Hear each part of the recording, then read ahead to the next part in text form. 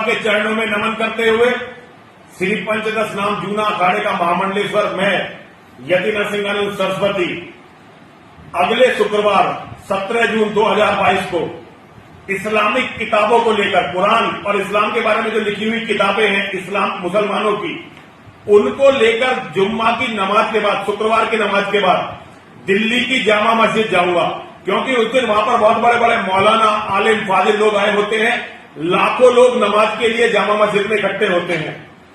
मैं वहां उन लोगों को दिखाना चाहता हूं कि जिस बातों के लिए वो हम पर तन सर से जुदा का फतवा देते हैं, वो सारी की सारी बातें उनकी अपनी किताबों में लिखी हुई हैं।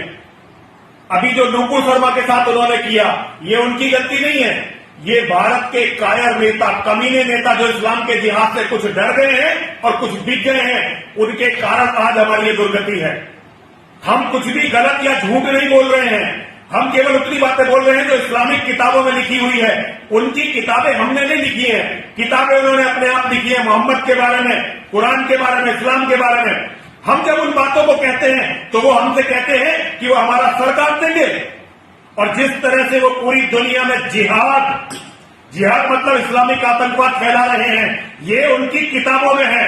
मैं चुनौती देता हूं पूरी दुनिया के मौलानाओं को, 17 जून 2022 को वो दिल्ली की जामा मस्जिद में आए और मैं बिल्कुल अकेला आऊंगा।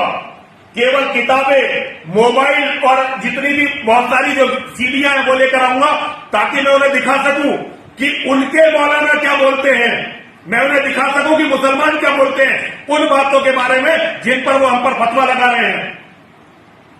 आज कितने शर्म की बात है, ऐसा लगता है कि इस्लाम की गुलामी इस देश में आ गई है।